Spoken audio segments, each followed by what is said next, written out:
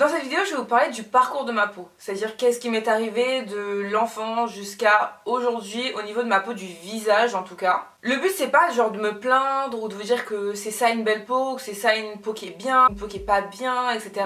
Je vous partage mon expérience de peau parce que je trouve que vraiment la peau, j'ai l'impression que c'est hyper tabou dans le monde de YouTube et des youtubeuses en général. J'ai l'impression que tout le monde sur YouTube fait semblant d'avoir une peau parfaite, d'avoir une peau lisse, d'avoir une peau bam, ou une peau de ouf, alors que non, je dis pas que j'ai une peau horrible, je dis pas que j'ai une peau parfaite, mais j'ai une peau tout simplement qui varie, qui change selon ma fatigue, selon mes hormones, selon mon alimentation. Elle est en perpétuel changement parce qu'en fait la peau c'est juste une façon pour ton corps de communiquer. Et c'est tout, et oui, il n'y a pas de tabou à dire, bah voilà, j'ai des cernes, j'ai des taches, j'ai un star là, qui me fait super mal sa mère, que j'ai trifouillé alors que c'est pas bien de péter ses boutons. En primaire, j'avais une peau en très bon état, si on peut dire ça comme ça. J'avais pas de boutons, j'avais pas de pores dilatés. Je le précise parce qu'il y a des personnes qui font de l'acné dès la primaire. Aujourd'hui, avec la pollution, notre mode d'alimentation et de vie, les perturbateurs endocriniens, il y a des personnes qui font de l'acné très jeunes. Le seul truc que j'avais en primaire, c'est que j'avais des taches de dépigmentation et ça durait pas très longtemps. En général, je mettais un peu de beurre de karité, un peu de soleil et ma peau reprenait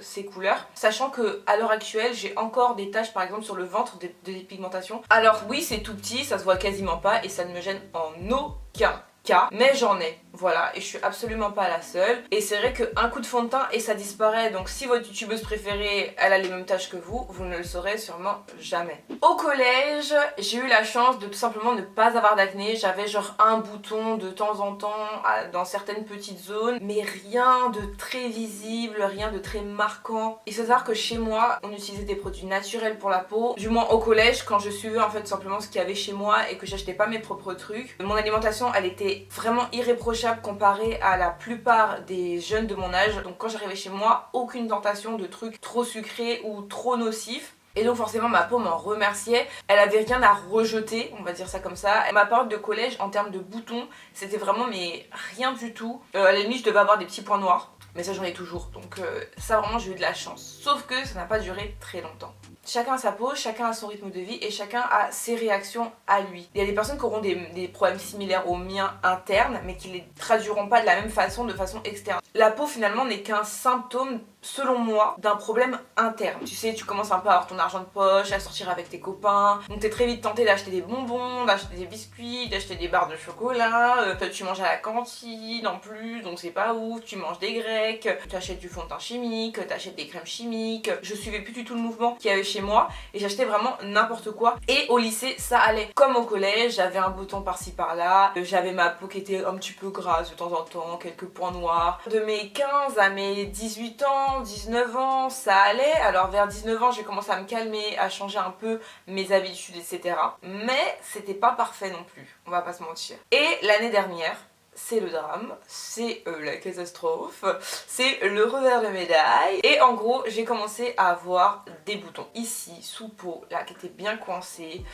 des boutons sur le front, des boutons sur le menton, des boutons autour de la tête. C'était par phase, voilà, un lundi j'avais ça qui poussait, un mercredi j'avais ça, et en plus moi je trifouillais ma peau, je perçais mes boutons. Ma peau m'a fait ça au moment où justement j'étais dans une espèce de transition de je mange mieux mais pas vraiment mieux, j'utilise des meilleurs produits mais en même temps il me reste un peu des séquelles de mes anciens produits chimiques. Du coup j'étais vraiment dans une phase d'entre-deux comme ça, et c'est comme si ma peau avait profité de cette extirpation pour me renvoyer tout ce que j'avais accumulé tout ce temps. Et en plus de ça, on peut ajouter à ça l'arrêt de la pilule. En fait, j'ai pris la pilule environ 4-5 ans et j'ai arrêté l'année où j'ai eu des boutons, en fait, la pilule. Plusieurs mois avant d'avoir des boutons, en fait. Encore une fois, je n'affirme pas que la pilule, que les sucreries, que les perturbateurs endocriniens sont les responsables de l'acné en général, mais ce sont les responsables de mon acné à moi personnel, et il n'y a personne de mieux que vous qui ne pourra savoir quelle est la raison de votre acné à vous, parce que vous savez quel rythme de vie vous avez, vous savez ce que vous mangez, vous savez quel genre d'hormones vous prenez, vous savez qu'est-ce que vous avez dans votre environnement, si vous vous êtes renseigné au préalable bien sûr, parce que des fois on croit ne rien avoir et en fait on est blindé de produits chimiques, toxiques et problématiques autour de nous. Rien qu'un pchit pour nettoyer les vitres, ça peut être dramatique ce qu'il y a dans la composition. Observez-vous au quotidien, tenez un carnet où il y a écrit ce que vous mangez jour par jour et vous verrez bien à la fin qu'est-ce qui peut clocher. Moi je pense sincèrement que c'est pas un seul truc qui m'a provoqué ça. Je vais pas genre dire ouais c'est que la pilule, c'est que mon alimentation, c'est que la pollution. Je pense que c'est vraiment un combo de tout cette accumulation de choses en même temps. Je pense que vraiment je me suis pris un revers en fait de toutes ces choses accumulées. Ma peau elle a craqué, ma peau a essayé de communiquer d'une façon très violente pour que je comprenne que je faisais n'importe quoi. Alors évidemment qu'on peut avoir bien plus de boutons que ce que j'avais, on peut avoir bien plus de taches que ce que j'avais. Il y a des personnes qui ont des problèmes bien plus visibles que ce que j'avais, mais pour ma part c'était vraiment inhabituel au possible. En fait quand j'y réfléchis et que j'accumule tous les facteurs possibles, c'est compréhensible de fou que je me suis mise à avoir des boutons comme ça du jour au lendemain parce que j'ai accumulé beaucoup de crasse et de sucre et de mauvaise graisse dans mon corps qu'on pesait sur mon organisme. T'ajoutes à ça que j'habite en région parisienne, ce qui fait qu'il y a beaucoup de pollution. Je mangeais malgré tout beaucoup de sucre parce que même si je mangeais pas de cochonneries comme on l'entend aujourd'hui, genre des fast-food et autres, mais je mangeais quand même beaucoup de sucre. C'est pas parce qu'un gâteau il est bio qu'il est pas sucré. Je mangeais beaucoup de sel, je mangeais beaucoup de gras. T'ajoutes à ça que la pilule et l'arrêt de la pilule surtout m'a... Mais waouh, genre on se rend pas compte, mais la pilule c'est... Si vous voulez une vidéo sur la pilule, vous me dites en commentaire, parce qu'on se rend pas compte à quel point ça change tout dans son corps, ça change tout. Mes premières réactions ont été de camoufler mes boutons, de mettre du fond de teint, de mettre de l'anti-cerne, de mettre du correcteur. Ensuite j'ai cherché à trouver une solution, à essayer des nouveaux produits, des nouvelles huiles, des nouveaux soins, des bains de vapeur, des trucs, des mie, des masques, ce qui n'était pas forcément la solution parce qu'en fait je pense qu'aujourd'hui avec le recul je me rends compte que le mieux ça aurait été plutôt de laisser ma peau tranquille, d'arrêter de faire 600 gommages, de faire 600 masques, de faire 600 crèmes. Le mieux en fait c'était que je la laisse respirer ma peau parce que je lui donnais encore plus de travail. Mais sur le moment c'est la réaction naturelle, tu vois, tu te dis ouais j'ai des problèmes de peau donc il faut vite que je fasse des trucs sur ma peau, tu vois. Et je pense que trouver des solutions externes ça devrait plutôt venir après en accompagnement des solutions internes. Donc ensuite j'ai essayé de trouver des explications, c'est-à-dire j'ai essayé de comprendre mon corps, de prendre un peu des notes de ce que je mangeais, d'arrêter certains aliments, d'en commencer d'autres, de savoir en fait quel était moi le truc qui pouvait me déclencher ça. On a arrêté de soupçonner des choses qui pourraient être soupçonnables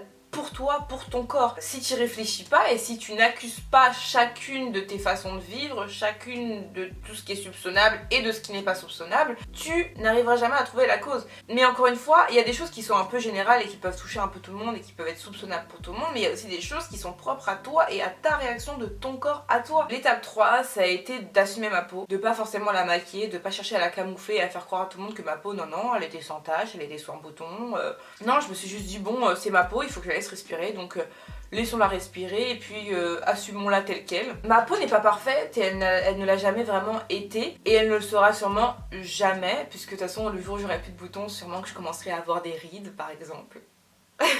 Ça va bientôt faire 2 ans que j'ai arrêté la pilule. J'ai une routine peau qui me convient et qui me correspond à moi, c'est-à-dire le moins de produits possible, des soins assez rares, des produits 100% naturels et bio. Ma routine beauté c'est une alliée en fait à mon mode de vie et à mon alimentation en fait. J'ai arrêté le sucre, j'ai arrêté les produits laitiers, j'ai diminué de façon extrêmement drastique, voire annulé les produits animaliers de manière générale. J'ai extrêmement diminué la farine blanche aussi. Un truc tout aussi, mais j'ai changé de lessive. J'ai une lessive bio maintenant, sans perturbateur d'hormones. Bon après je parle de la lessive, mais on peut parler des produits d'entretien de manière générale en fait. Et voilà, aujourd'hui ma peau va beaucoup mieux.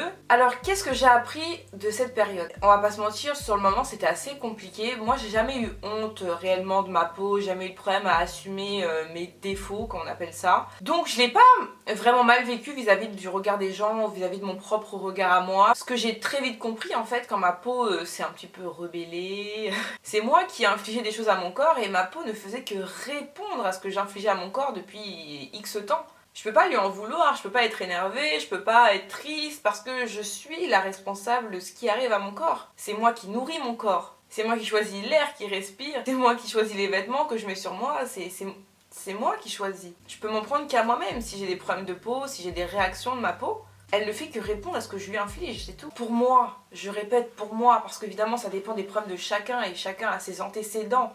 Quand ma peau va mal, c'est moi qui va mal. c'est mon rythme de vie, c'est mon état psychologique, c'est ma santé en général que je dois questionner. Et qui mieux que moi sait ce qui se passe dans mon corps et dans ma tête? Qui sait mieux que moi à quel point je suis stressée, angoissée en ce moment, ce que je mange, est-ce que je mange pas, est-ce que je bois, est-ce que je bois pas, est-ce que je respire, est-ce que je respire pas? Je suis celle qui me connaît le mieux et qui est censée savoir par cœur ce que je fais, et ce que je fais pas, est-ce que je change, est-ce que je change pas. Ensuite, moi, j'ai tendance à voir chacun de mes défauts comme des atouts et comme des sources d'enseignement et comme justement des espèces de tremplins, des choses vraiment positives qui me font avancer. Sans mes problèmes de peau de l'année dernière, je ferais pas cette vidéo, tu vois. Et peut-être que sans cette alerte de ma peau, peut-être j'aurais accumulé encore et encore des produits chimiques dans mon corps, sur ma peau, autour de moi. J'aurais continué à faire plus ou moins n'importe quoi et faire des mauvais choix et j'aurais mal entretenu ma peau et j'aurais plein d'habitudes que j'aurais pas changé autour de moi sans ces problèmes de peau. Et peut-être que j'aurais accumulé bien plus de problèmes et qu'il y aurait beaucoup plus de substances qui pèserait à l'heure actuelle sur mes organes. Et peut-être que je serais tombée malade dans 6 mois, dans 1 an ou dans 10 ans d'un truc bien plus grave que juste des petits boutons. Les gens que vous voyez manger n'importe quoi, qui n'ont pas de boutons, qui n'ont pas de problème de peau, qui n'ont pas de problème de santé, qui prennent pas 1 gramme, alors que vous, quand vous faites 15% de ce que eux ils font, vous êtes là, vous avez direct des boutons, direct des répercussions sur votre corps, direct des répercussions sur votre peau. Mais ça veut dire quoi? Ça veut dire que votre corps il communique avec vous, ça veut dire que votre corps il vous dit stop tout de suite, c'est maintenant que tu changes, sinon je continue. Alors évidemment ton corps il te parle pas comme ça, ton corps il va pas te parler avec des mots, ton corps tu vas pas te réveiller, phaser, avoir une seule partie de ton visage qui parle. Alors la question maintenant c'est de savoir à quoi il dit stop, qu'est-ce qu'il essaye d'extraire, qu'est-ce qu'il essaye de sortir, de quoi il essaie de se débarrasser. Plus je mange bien, moins je suis stressée et plus j'ai un rythme de vie sain et plus au moindre écart j'ai une réaction immédiate. Je mange un truc que mon corps ne veut pas, le lendemain j'ai un signal sur ma gueule, j'ai un signal dans mon corps, je m'en rends compte. Alors que si je baignais justement dans les produits nocifs et dans les trucs néfastes, on va dire, mon corps il serait là, tu vois, il attendrait que ça passe. Il est déjà dedans, il stocke, il accumule et ça me fera des problèmes plus tard. Mais ça m'en fera un jour et sûrement des plus gros. Hein, parce que moi je préfère par-ci par-là des alertes pour que je m'arrête plutôt que toute ma vie mon corps il me dit rien et un jour je pète le truc du siècle et je me dis mais pourquoi moi? Continue de me prévenir, c'est très très bien. Continue. Merci ma petite peau, merci de me dire arrête. Donc encore une fois, ces mots-là et cette façon de penser et cette façon de banaliser, elle est propre à ma personne. Il y a des gens qui en auront rien à foutre et qui préféreront prendre des produits chimiques dermatologiques, des cachets, qui préféreront tout simplement juste mettre du fond de teint, des personnes qui vous diront que non, ils ont une bonne alimentation, mais en même temps, si on la comparait à la mienne, leur alimentation ce serait n'importe quoi, mais ils n'ont pas forcément envie de se remettre en question. J'ai vu aussi qu'il y a des personnes qui peuvent avoir de l'acné héréditaire, qui est un problème encore plus profond et encore plus compliqué à régler, du fait que ça te tombe dessus, peu importe qui tu es, peu importe ce que tu fais. Et dans ce cas-là, c'est encore un tout autre débat.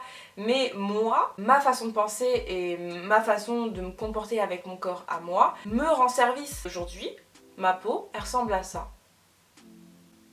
Et il y a quelques mois, elle ressemblait à ça. Sachant que sur la photo que vous venez de voir, ma peau commençait à s'arranger. Voilà, quoi qu'il en soit, pour moi c'était important de vous montrer mon visage no make-up. Voilà, j'espère que cette petite vidéo vous a appris des choses, ou vous a rassuré, ou vous a peut-être poussé à vous questionner. N'hésitez pas à me dire dans les commentaires ce que cette vidéo vous inspire. Et sur ce, je vous fais de gros bisous et je vous dis à bientôt.